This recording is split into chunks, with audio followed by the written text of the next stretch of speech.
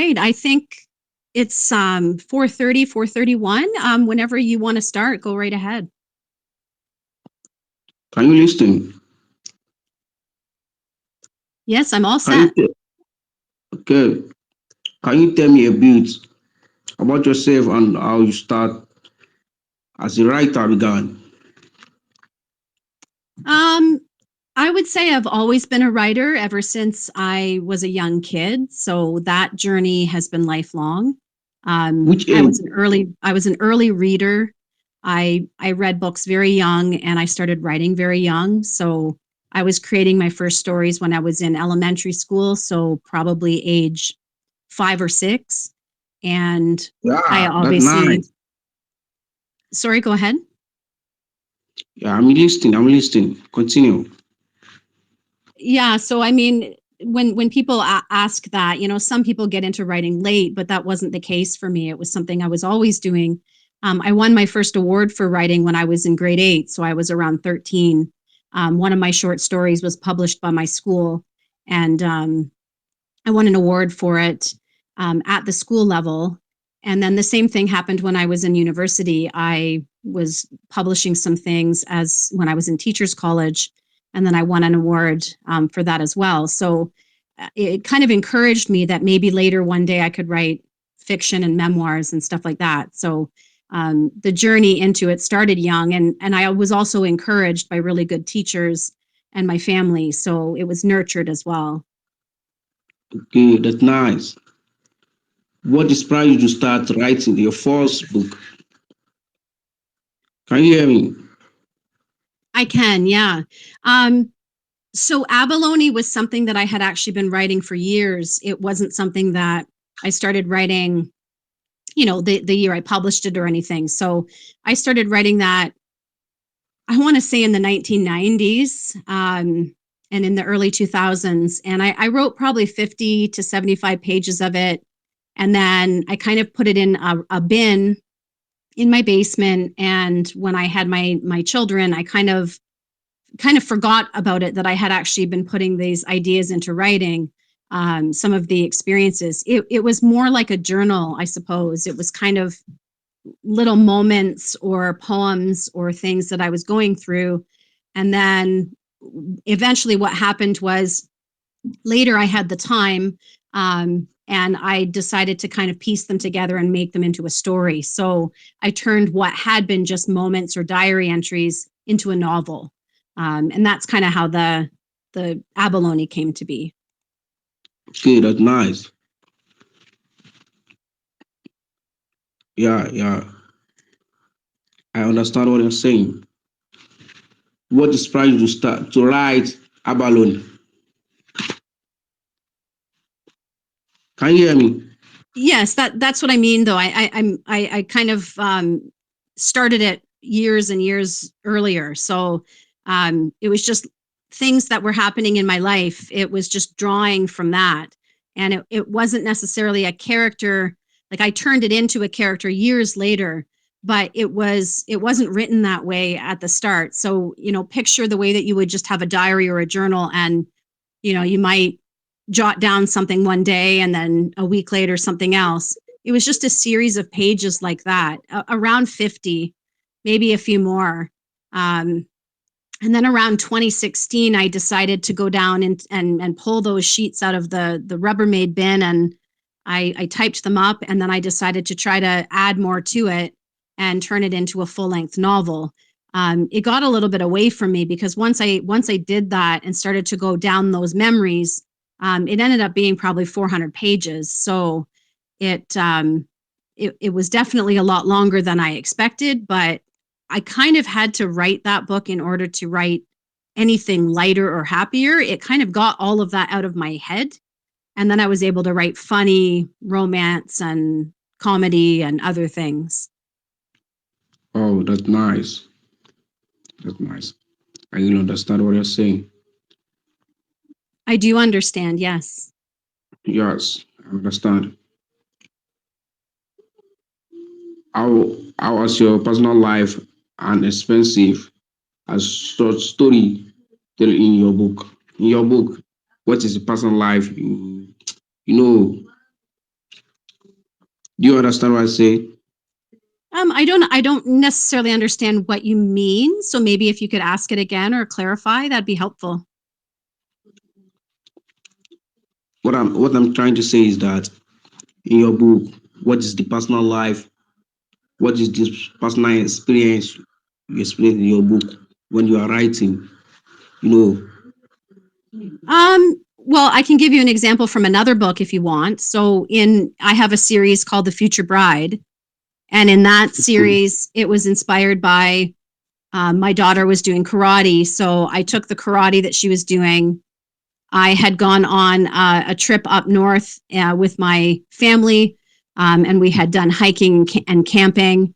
And so I took those things and I kind of wove in some time travel and some research I had been doing into my own family, my family tree, my ancestry, that kind of stuff. And I used that to create an entire series of books. okay, that's nice. For readers who have not read Abaddon, how would you describe it in your own words? Which book? Abalone. If I had to describe it, I would probably say very honest and heartfelt. What do you say? Can you hear me? I can hear you, yes. I would describe it as heartfelt. Does that make sense to you? Okay, Honest. okay. Is that what you mean? Like those are the qualities I think that come forth. Ah, okay. I don't know that I Well, understand your question. Like if okay. somebody were to I say, mean, what's the tone of abalone? It's certainly honest. It's pretty raw and vulnerable, but I'm not sure if that's what you're asking. okay. Let me ask you again.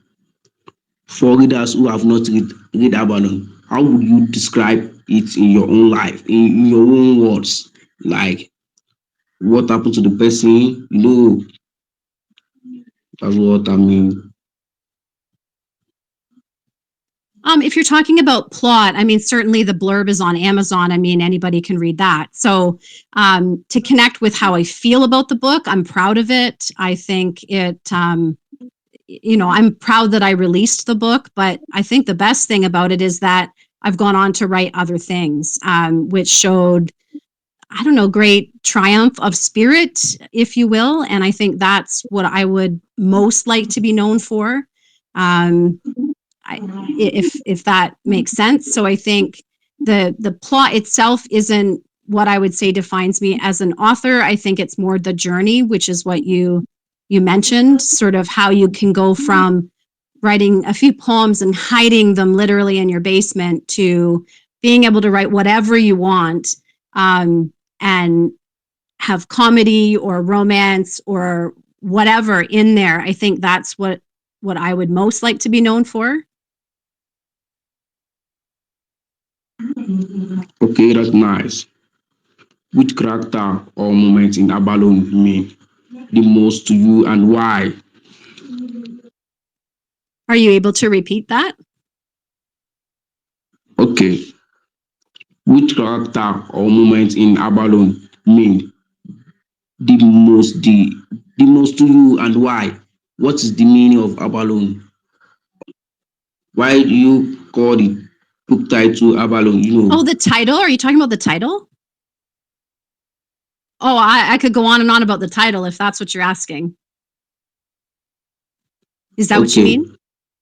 I mean, yeah, and so in abalone, most people think, oh, it's a shell. But if you do any research into that, even in indigenous cultures, for example, but just in general, symbolically, abalones are really hard to break.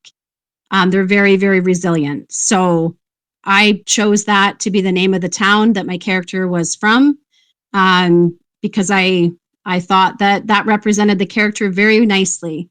And having the fact that she leaves abalone, so she leaves the place that's strong and resilient, and is very isolated, and then chooses to return there. I thought that was also symbolic.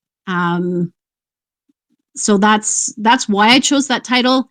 I know that probably like less than 1% of people understand that or research that, and that is fine with me.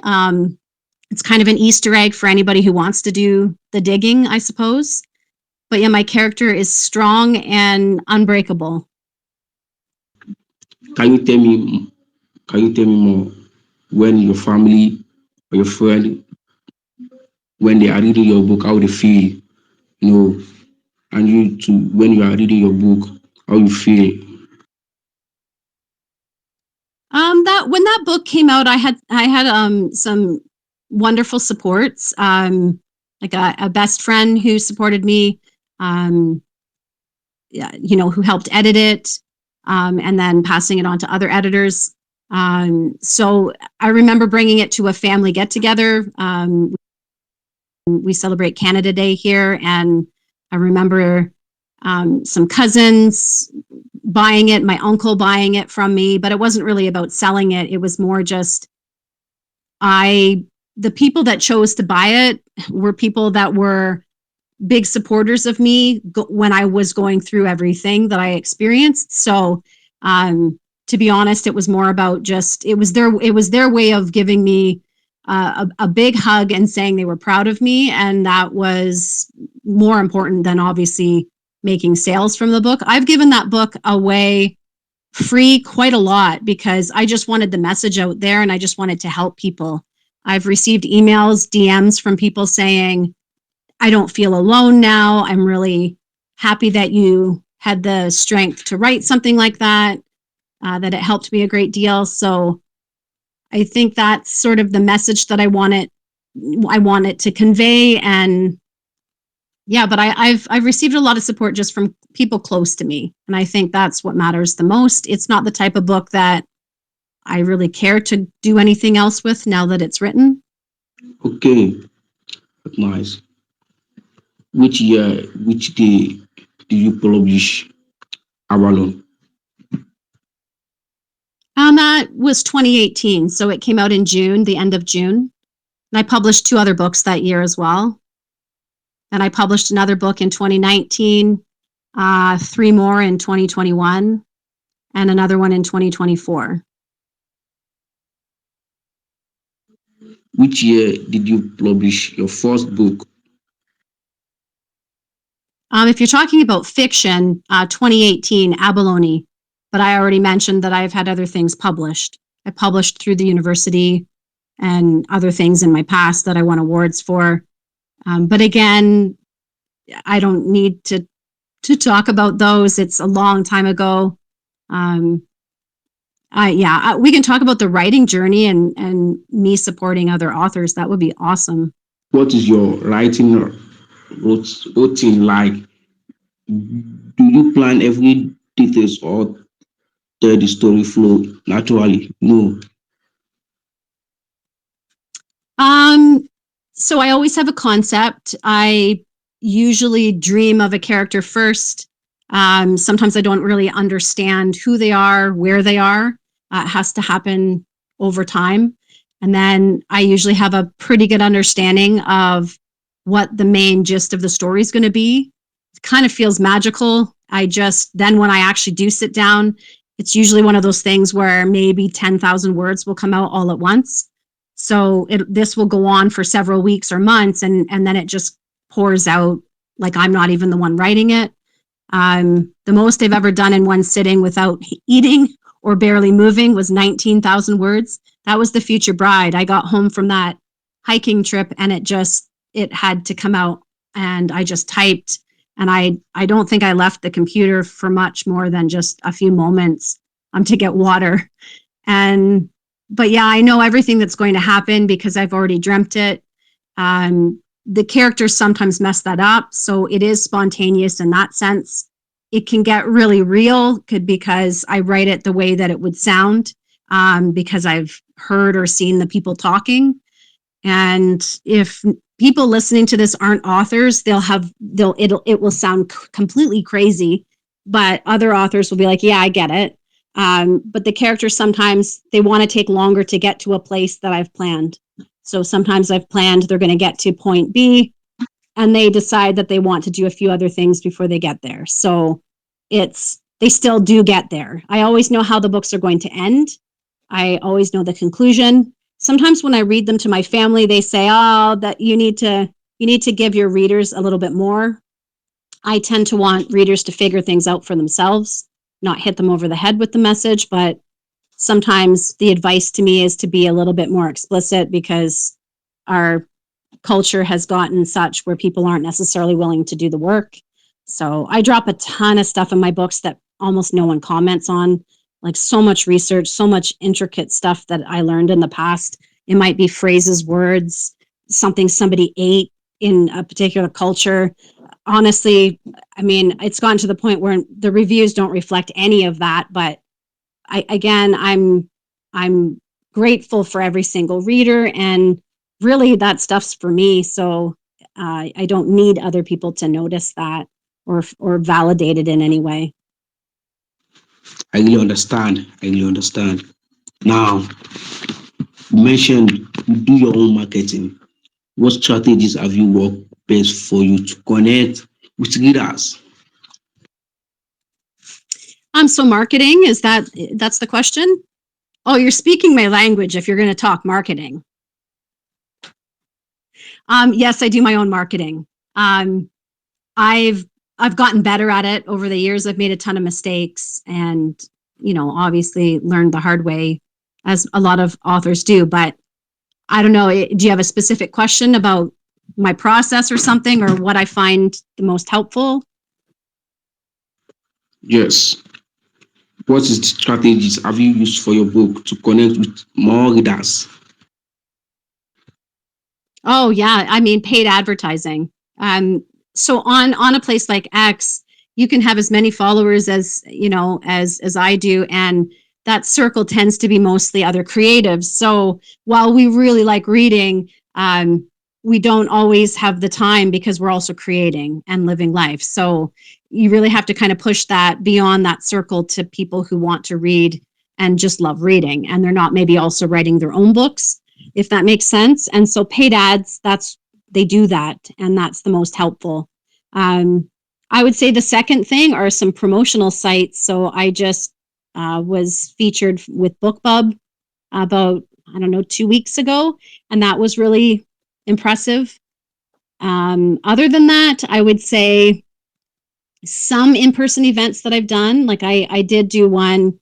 I already mentioned a good friend of mine organized it for me, and she was kind of like the MC at it.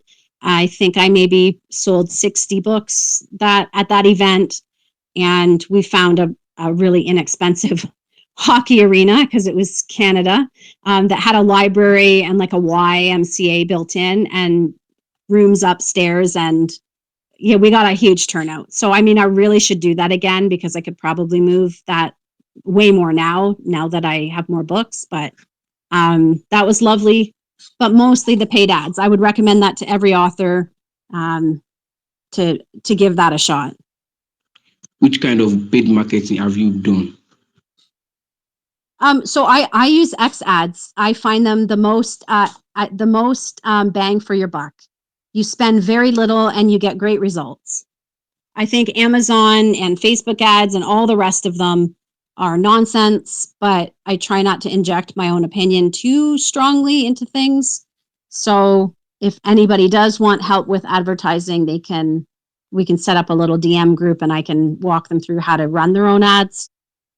Why don't you do email marketing for your book?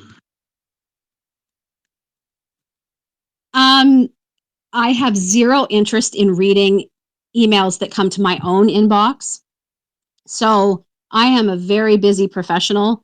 I would rather invest my time into humans. And so when I have a free hour or two, I would like to spend it with my girls or Norb, who is in the call. I would rather spend it doing something that to me is about love, and the rest of the time I would rather create. So I don't want to be in my inbox, if that makes sense. It's really not who I am, as a human being, certainly not as a creative. So I just delete them when they come into my own inbox. I know that a lot of people have great success with them. That's lovely, and I'm very happy for them, but it's certainly not something that I want to do. I have found the paid ads, it's minimal work and it works. It's effective because people see them as they scroll. And yes, they do click them a lot. So, and yes, they buy a lot too. So I think it's worked for me, if that makes sense. And I'm very content with that.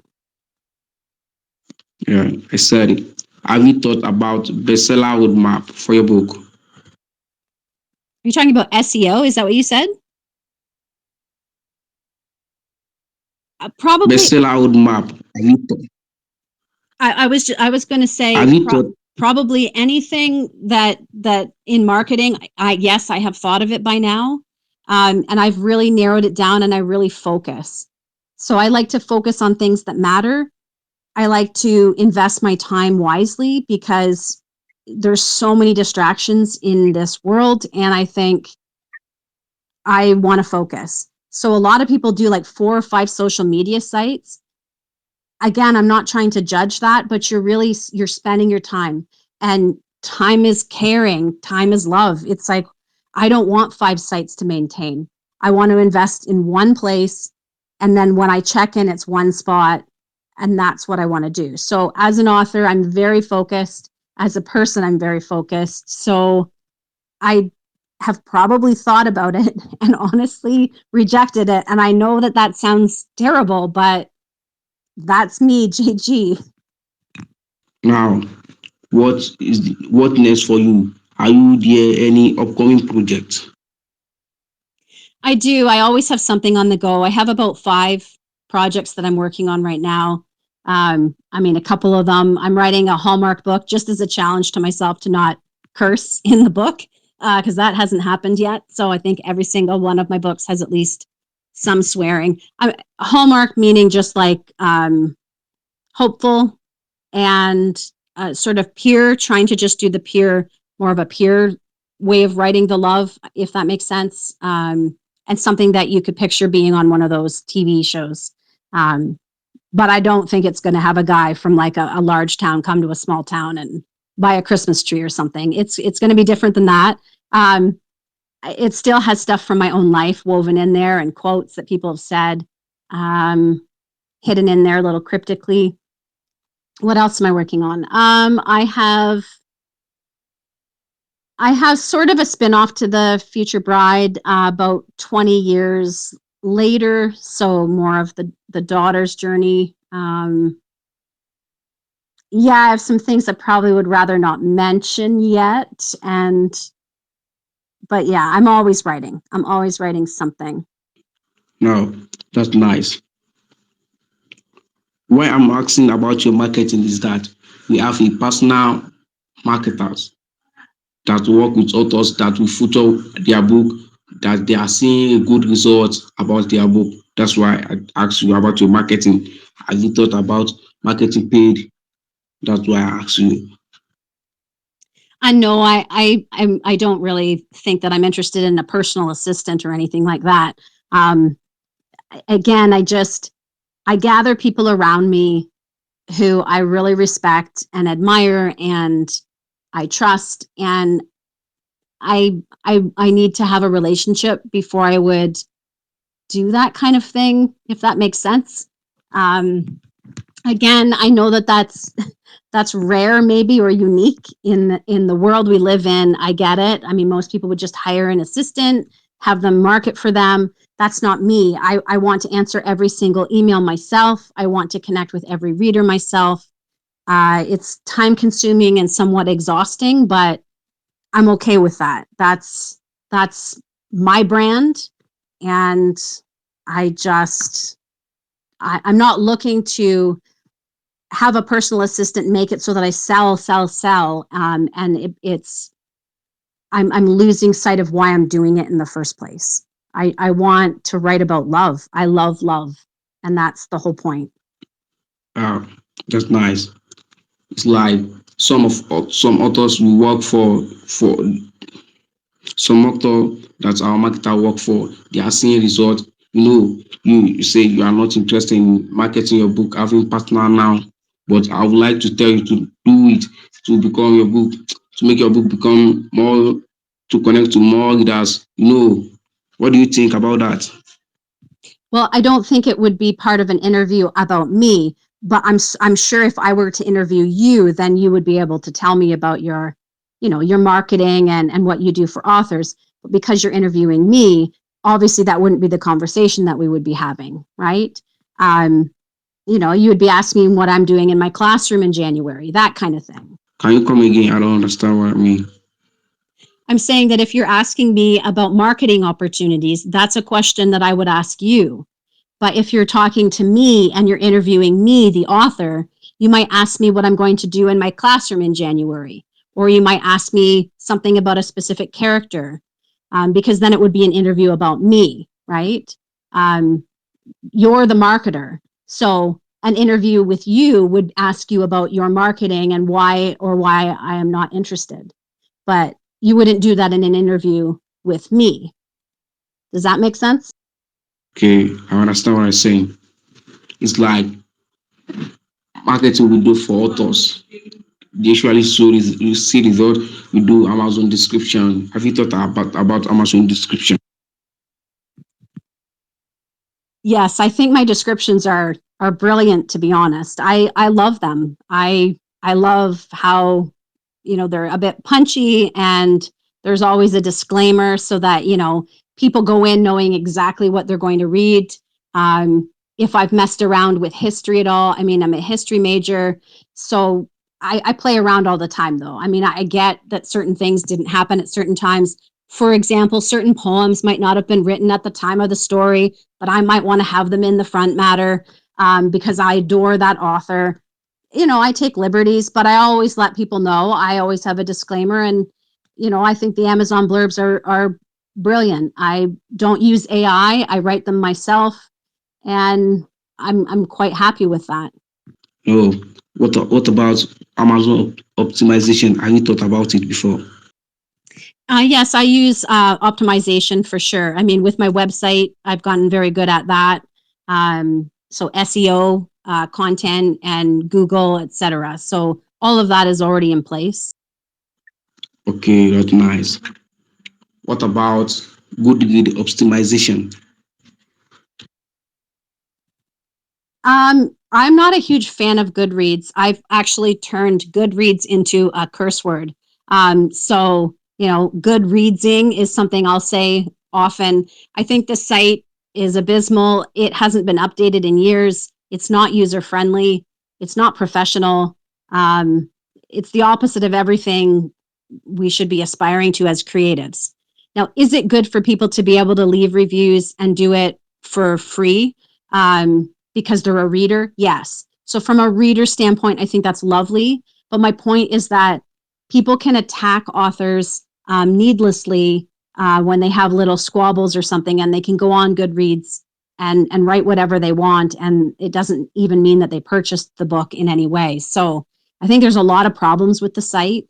I think it should be revamped, but I mean, I've been open about that and interviewed about that before. Um, I think that there's been some improvements over the years, but I'm certainly not attached at the hip to Goodreads. I am very grateful for all the things out there that help us authors, but again, my real focus is on creating. It's what keeps me alive. I some days just need to write something, and that helps me get through the day. So I'm not really focused on Goodreads or optimizing my Goodreads, because that's not the heart of the matter. That's nice. I understand what you're saying. Have you done like book trailer for your book? Say that again. Have you thought about doing book teaser for your book? Yeah, so I have a really lovely family that helps with that and kind of does redesign. And I probably do a little bit more than I let on. And I've got some pretty good design skills. Yes. I mean, I paint and stuff. So I have an artsy eye.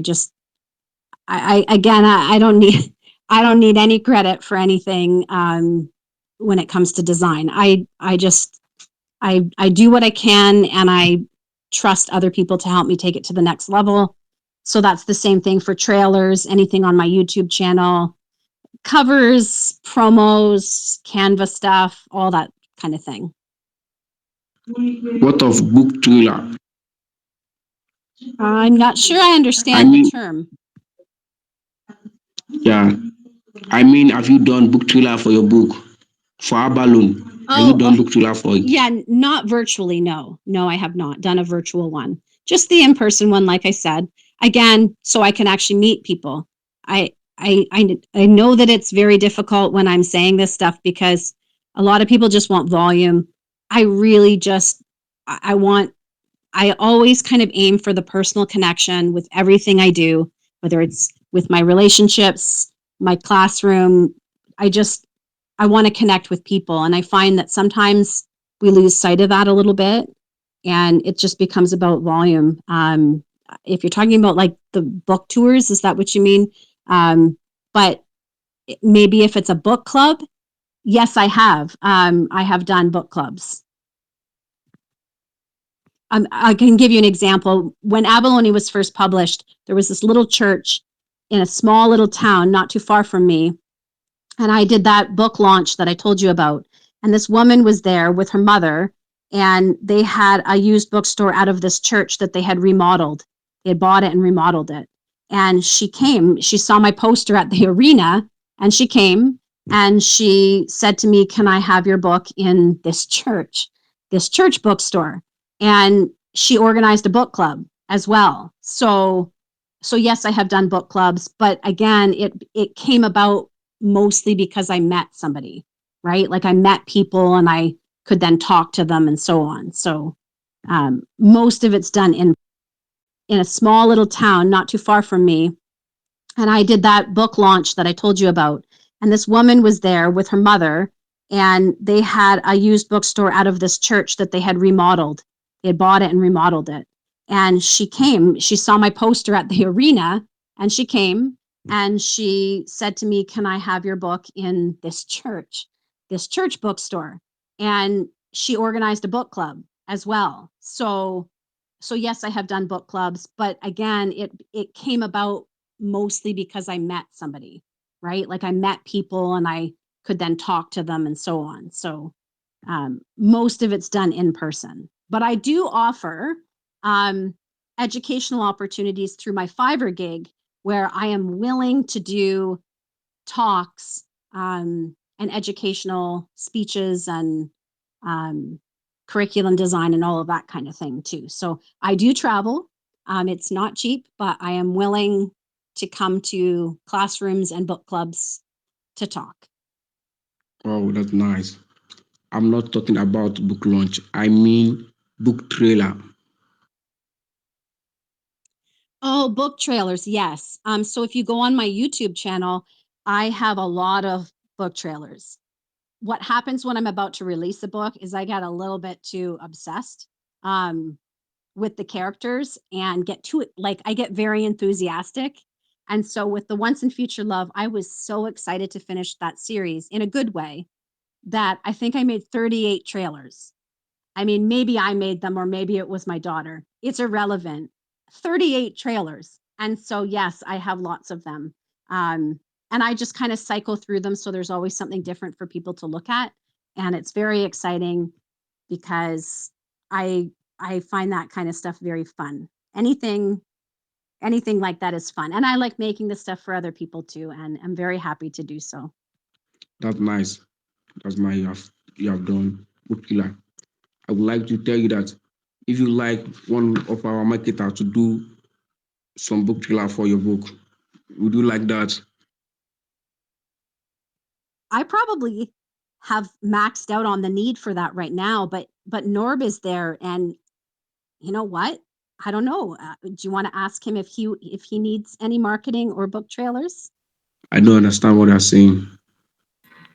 I I'm good. Thank you, Jen, for asking. I'm good where I'm at right now.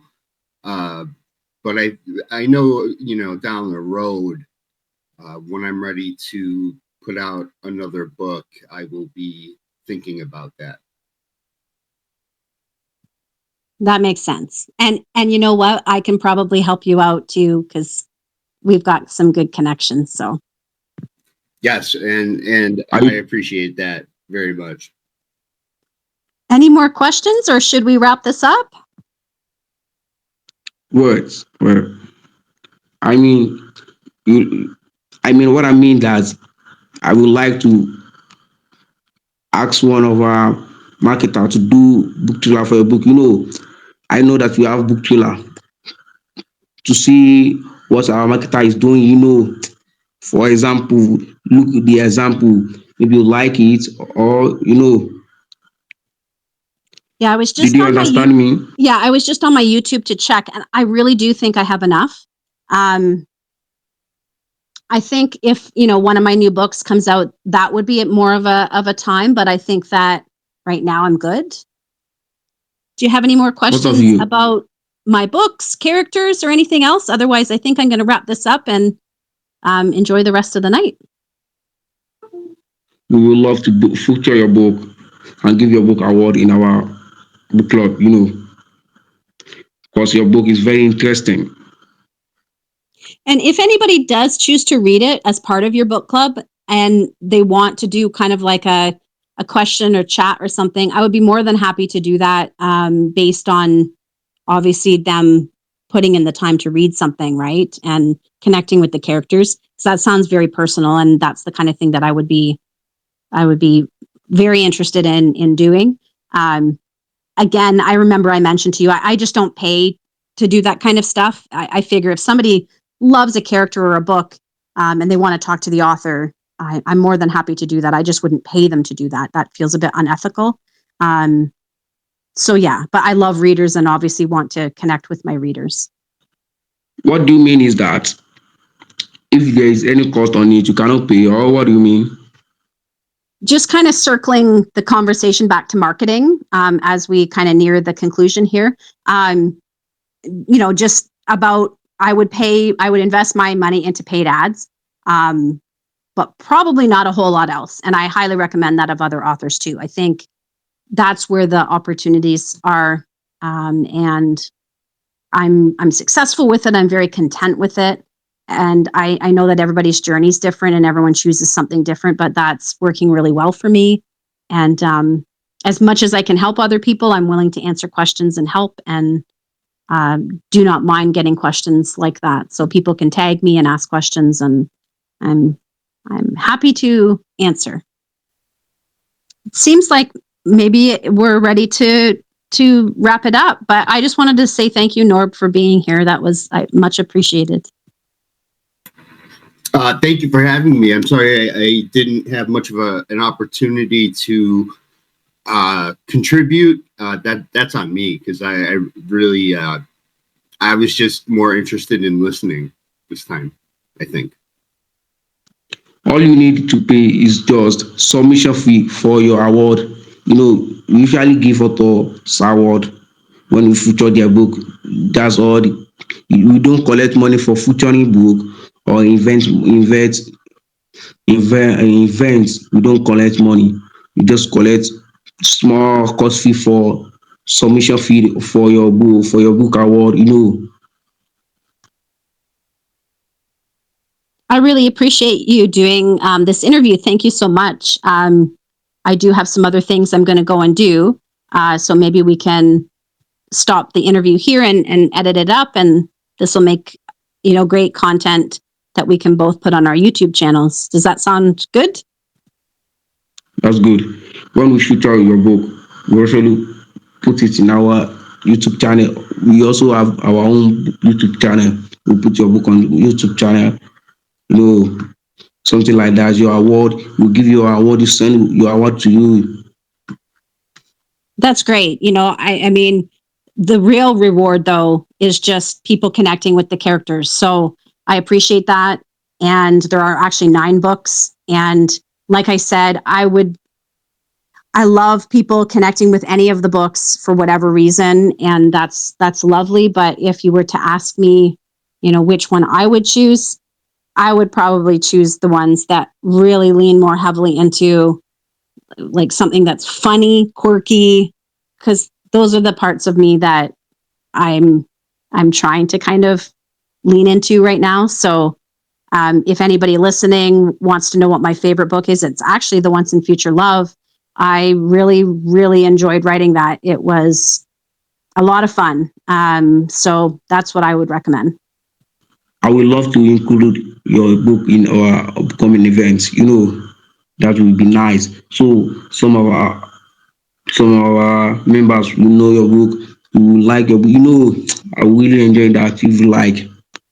Thanks so much for doing that. I appreciate it. Now, I do have to sign off now. But yeah, I so am grateful for your time. Thank you. Thank you, that grace. Have a good rest of your evening. Okay, have a good day. Yeah, you too. Bye. Bye.